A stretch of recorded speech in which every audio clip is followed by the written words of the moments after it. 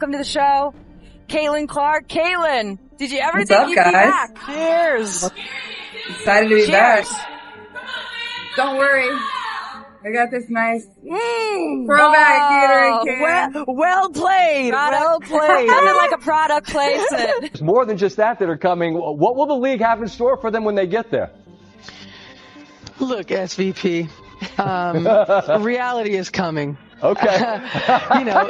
There's levels to this thing, and that's just life. We all went through it. Of course. And you see it on the NBA side, and you're going to see it on this side, where, you look superhuman playing against 18-year-olds, but you're going to come with some grown women that have been playing professional basketball. Caitlin, how excited are you for this next WNBA season? You head coach and Stephanie White. You added Natasha Howard, who Sue knows really well, DeWanna Bonner. Seems like, from the outside, this roster's ready to compete now, which is easy for us to say.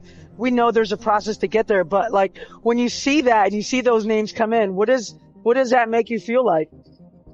Oh, well, obviously on paper we have a really good team, but you only have, we start training camp, I think, on the 27th, and then we have a back-to-back of preseason games on May 3rd and May 4th. Caitlin Clark just did something nobody saw coming, and she did it with a confidence that sent ripples through the entire basketball community. She jumped on a raw, no-holds-barred video call with two WNBA legends, Taurasi and Sue Bird, and laid out truths that left even her biggest critics stunned. No sugarcoating, no scripted niceties, just real talk about everything from her new team's locker room dynamic to squashing baseless rumors about team chemistry. And the real kicker. She also addressed the now-famous reality is coming warning Diana through her way not so long ago. If that's not enough to pique your curiosity, brace yourself. She didn't pull any punches about Paige Bueckers, the supposed toxic environment in Indiana, and even the tensions that linger from those gritty college showdowns. By the end of their chat, it was clear that the future of women's basketball was on full display, and Caitlin wasn't about to let anyone gloss over what she intends to do next. From the minute she appeared on screen, you could tell something was different. Sure, there was still that trademark grin, that easy charm that fans came to love when she was lighting up college courts. But this time, there was a sharper edge beneath it, a kind of electric confidence that said, "I've arrived, and I'm done holding back." The conversation kicked off with a nod to the now infamous line from Diana Taurasi, delivered a year ago, when she basically warned college standouts like Clark that the WNBA was on another level.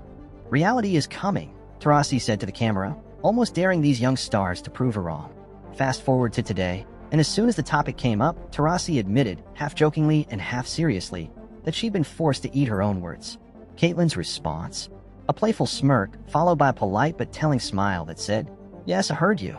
And here I am." What made the moment so powerful was the mutual respect underlying the banter. This wasn't a young player throwing shade at a legend. Nor was it a legend clinging to an outdated idea of hierarchy. It was two fierce competitors acknowledging one undeniable fact. The game is evolving, and Caitlin Clark is one of the driving forces behind that shift. Diana even recalled their first official matchup in Phoenix, a game that felt like the last showdown on Earth, given the intense hype in the arena. Fans had been clamoring for that face-off for months, and when they finally took the floor, it was standing room-only energy. Clark's team was down by double digits at 1 point, 10, maybe 15, but came back with a vengeance to claim victory. That comeback wasn't just a W in the box score. It was an announcement that Caitlin wasn't in the league just to learn. She was there to compete for real. But that wasn't the whole story.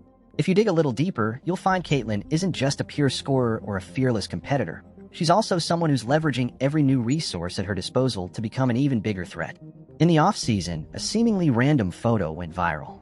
It showed Caitlin's arms looking incredibly toned, like she'd been quietly living in the weight room. She laughed about the photo during the interview, joking that maybe AI was spinning out of control, but then admitted she'd been doubling down on strength training. She'd spent entire weeks working on her mid-range shot, perfecting a floater she rarely used in college, and leaning into contact at the rim. The goal wasn't just to look more formidable on camera, it was to be unstoppable in the paint. If defenders thought they could bump her off her path, she wanted them to think again.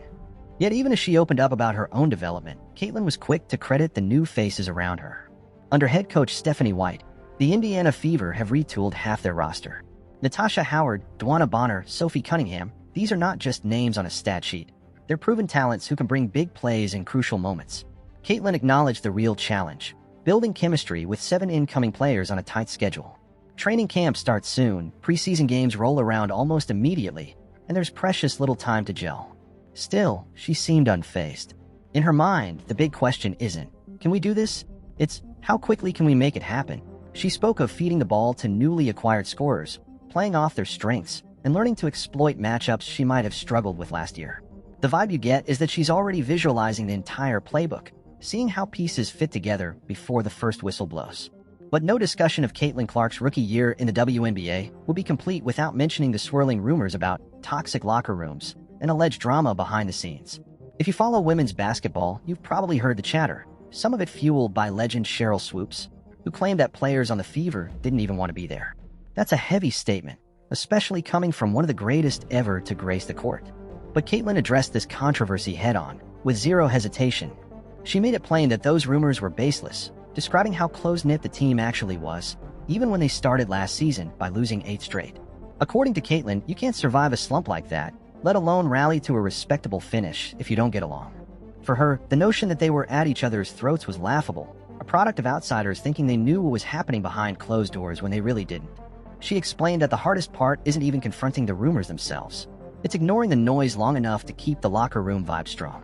She emphasized that if your focus wavers, if you spend all your energy trying to prove every internet theory wrong, you lose sight of the game. That unwavering commitment to the bigger picture seems to be part of Caitlin's DNA. When you hear her talk about it, you sense that she truly believes a united team can bulldoze through adversity, while a fractured one can unravel at the slightest hint of trouble. For anyone who might still doubt her, she points to the fact that the Fever finished the season strong once they found their rhythm. And that doesn't happen on a team at war with itself. Still, the conversation wasn't all seriousness and sobering reflections. There were some downright hilarious moments, too, like the segment devoted to technical fouls. Sue Bird, Diana Taurasi, and Caitlin Clark shared personal stories that made it sound like you'd wandered into a comedic therapy session for players who just can't always hold their tongue on the court. Sue joked about how her record with referees was basically spotless, drawing playful eye rolls from the other two. Diana recounted how she once picked up a technical early in the first quarter, then another in the third, effectively punching her ticket to an early shower. Caitlin, meanwhile, revealed she'd racked up 6 technicals in her debut season, putting her just one shy of a suspension. Even funnier, half of those T's weren't even for talking back. They were for slapping the stanchion of the hoop or accidentally whacking someone in the eye. She admitted that reining it in is a priority, especially with a new coach to impress. She's not trying to be the hothead who cost her team critical points. But the sparkle in her, I suggest she won't be turning into a saint anytime soon. Diana and Sue even teased Caitlin with an over-under bet on how many technicals she'd get this upcoming season. Caitlin joked she'd keep it to 2, but the veterans immediately took the over, and you could see Caitlin smirking in recognition that they're probably right. Just when you thought the call couldn't get any looser, Diana brought up the WNBA All-Star Game, which she gleefully labeled the setup game for newbies. From her perspective, it's a playground for seasoned vets to rope in young stars who don't realize the older players are half-jokingly playing mind games. Caitlin, sipping from her cup, insisted she had a fantastic time. She laughed about the comedic aspects of playing alongside icons and admitted she was just soaking it all in, hype beat damn end. She also teased about how certain moments are so chaotic, you don't even realize you're being tested by the game's veterans until you step off the court and replay the footage in your head. But even in those anecdotes, there's a deeper subtext. This is Caitlin being folded into the league's tapestry, no longer just an outsider with a highlight reel, but a member of an elite sisterhood that, for all its rivalries, stands shoulder to shoulder as it propels women's basketball forward. The conversation soon drifted to one of Caitlin's most formidable college rivals, the University of Connecticut.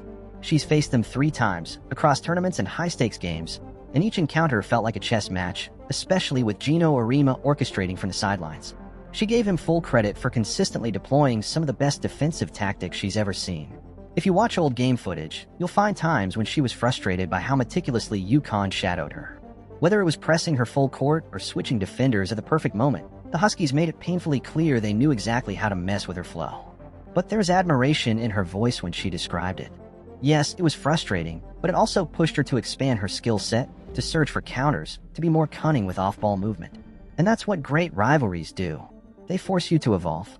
Speaking of UConn, you can't bring them up without talking about Paige Bueckers.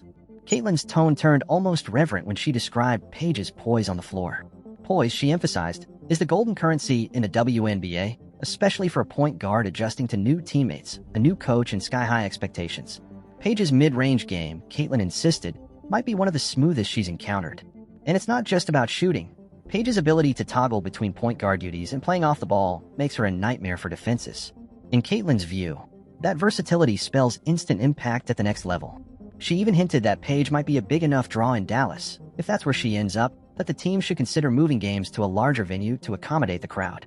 She said it half in jest, but you could tell she was only half joking. By now, you might think this entire call was a love fest, but it was much more layered. You had three huge personalities, each with her own perspective and unique sense of humor, swirling together.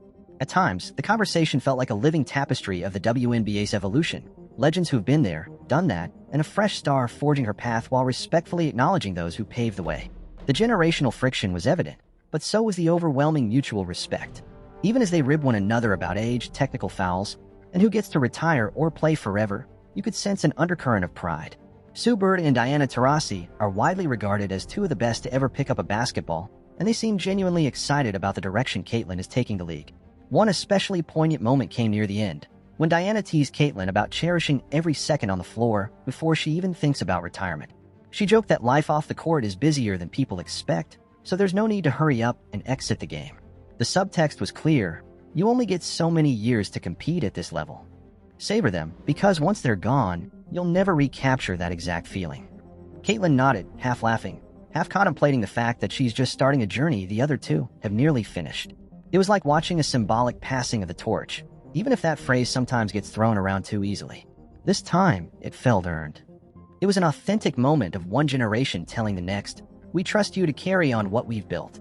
If you step back and consider all the different threads, Diana Taurasi's playful jabs about Caitlin's readiness, Sue Bird's quiet confidence about the league's future, Cheryl Swoop's controversial locker room remarks, Caitlin's own disclaimers about not wanting to feed the rumor mill, you start to see a bigger story forming. Women's basketball is in a crucial transitional phase. Ratings are climbing, fan engagement is peaking, and players are using their voices like never before. Caitlin Clark is walking into an environment that's never been more fertile for stars to grow. Yet with that opportunity comes pressure. Every interview, every viral photo, every rumor about who's unhappy in what locker room can turn into a storyline that either propels the league or distracts from it. From the looks of it, Caitlin has chosen to harness the spotlight rather than run from it. Her choice to tackle the negative rumors about the Indiana Fever head-on speaks to a maturity that goes beyond her years. Younger players might have dodged the question, but Caitlin practically welcomed it.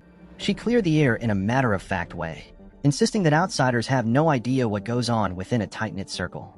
She didn't trash Swoops or make some big, dramatic clapback. She simply stated what everyone on the inside already knew. The team's chemistry, while still developing, is solid enough that baseless gossip won't derail them. That sort of poise in a rookie is noteworthy, and it hints at the kind of leadership she'll bring to the Fever in year 2. On the flip side, her reverence for the older generation shows she's not some brash upstart who thinks she's rewriting history single-handedly. She respects the game's lineage. She understands that players like Sue Bird and Diana Taurasi elevated the WNBA to a point where athletes like her can walk in and receive immediate visibility. Every time she calls one of them legend, or references how she studied them while she was still in high school, there's a sense of genuine gratitude. It's a reminder that these connections matter. They create a continuum from the past to the future, bridging gaps that used to feel a lot wider. None of this would be as compelling, however, if Caitlin Clark weren't an elite talent on the court. All the charm and wit in the world wouldn't mean much if she couldn't back it up with game. Yet she keeps delivering, both in college and in her early WNBA career. When Diana looked across the screen and essentially acknowledged that reality is coming, might have been a premature warning. She was tipping her hat to everything Caitlin's accomplished so far. The WNBA has indeed been a reality check for many college phenoms in the past, but Caitlin has shown she can handle the speed, the physicality, and the mental demands. That's what makes this entire conversation sizzle with so much energy. You have a generational icon admitting that a newcomer has already proven her mettle. So what does all of this mean for the future of women's basketball? It means there's a new wave of stars and controversies taking center stage, and Caitlin Clark is among the faces leading the charge.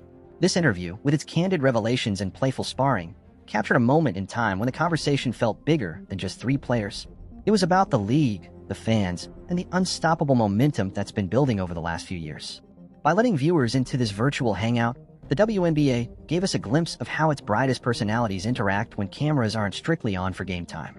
They teased each other, challenged each other, and reminded everyone watching that the women's game is loaded with talent, heart, and plenty of drama.